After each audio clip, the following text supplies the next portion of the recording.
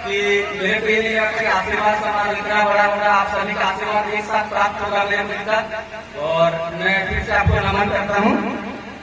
और देखा जाए तो अभी मैं आ रहा हूँ, ठीक है, दिल्ली से ट्रेन पे, तो फिर वहाँ एक मैम मिली, तो उन्होंने बताया कि कहाँ से हो आप, ठीक है, तो मैं आ रहा था, साथ में ही आ रहे थे। तो उन्होंने बोला कि मतलब मेरे जो रिलेटिव्स हैं, मतलब मेरे पिताजी हैं, वो देवभूमि पे काम करते थे, मतलब कोई सर्विस लेते, उनके रिलेटिव उत्तराखंड से।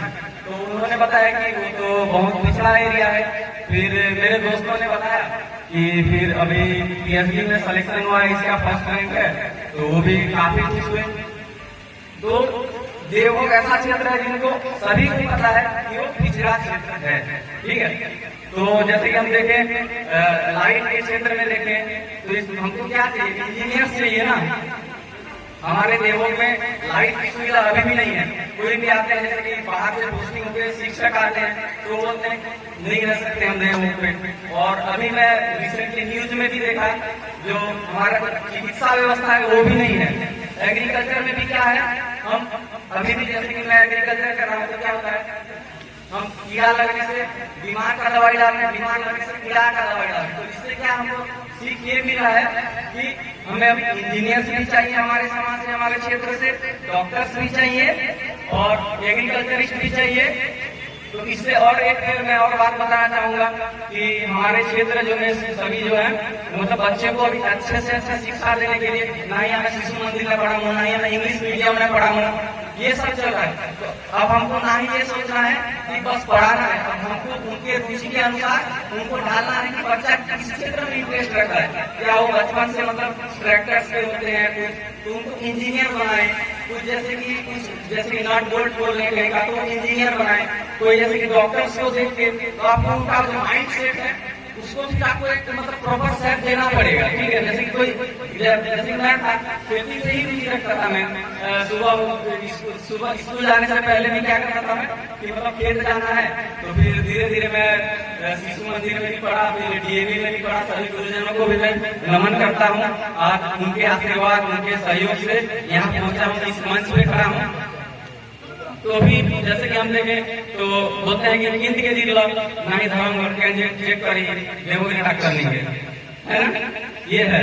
तो फिर हमको डॉक्टर्स भी चाहिए। और मेरे को तभी खुशी होगी आपको, जैसे कि एयर 1 भारत में प्रथम स्थान आने पर मेरे बहुत खुशी हो रही है आप लोगों को, लेकिन मेरे को उस दिन खुशी होगी जैसे कि डॉक्टर के क्षेत्र में नीट है, जेई है, इंजीनियरिंग के क्षेत्र में, क्योंकि अब हम अभी भी लाइट के क्षेत्र में, डॉक्टर चिकित्सा के क्षेत्र में, खेती के क्षेत्र में अभी भी हम पीछे हैं। भले हमारे पास जमीन 10 एकड़ भी है किसी के पास, लेकिन हमारा जो प्रोडक्टिविटी है, उत्पादन है, वो नहीं है। जैसे आप देखें हरियाणा, पंजाब, किसान को देखेंगे, उनका स्टेटस देखेंगे आप, तो मतलब कोई एक अच्छा जॉब वाला, ए ग्रेड वाला भी उनके सामने नहीं टिक पाएगा।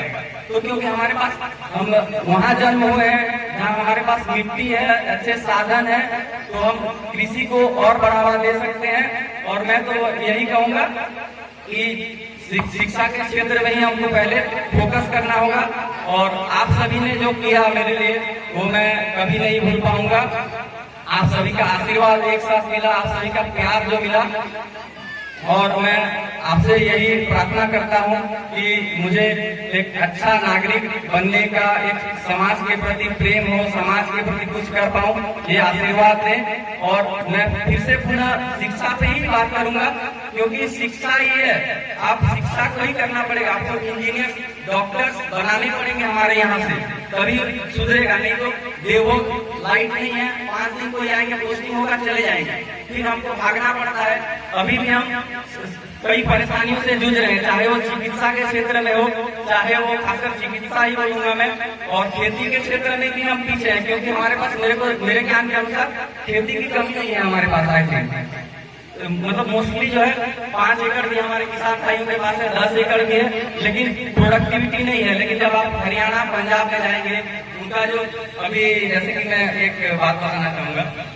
हमारा कृषि केंद्र भी है, तो वहाँ पर क्या हुआ, एक हमारे रिलेटिव है, तो उन्होंने बोला कि घास है, ठीक है, धान में घास था, तो उन्होंने थोड़ा उसका पीरियड हो गया था, मतलब जो घास मारने का 2 बच्चे 3 बच्चे कोमल रहे, उस टाइम पे हमको स्प्रे करना रहता है, ठीक है। तो फिर दुकान पे गए, फिर 2-3 दवाई स्प्रे किए तो फिर नहीं छोड़ा, तो फिर मतलब मरा नहीं खरपतवार। तो फिर मैं क्या किया, वहां से मेरे को कॉल गया, घर में फोटो गया, वहां पर जो वैज्ञानिक एक्सपर्ट है उनको भी समझने के लिए दिक्कत हुआ। तो आप समझ सकते हैं कि ना तो हमको ऐसे अनजाने ही स्प्रे कर देना है या फिर ऐसे मतलब कुछ भी नहीं डालना है खेत में।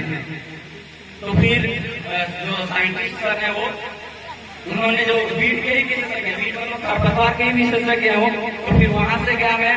फिर वहां से जाने के बाद आपके फिर गया मैं, फिर उन्होंने हर्बिसाइड लिखा, खरपतवार नाशी लिखा। फिर वो बोले कि नहीं, ये जो खरपतवार है इसका जो मतलब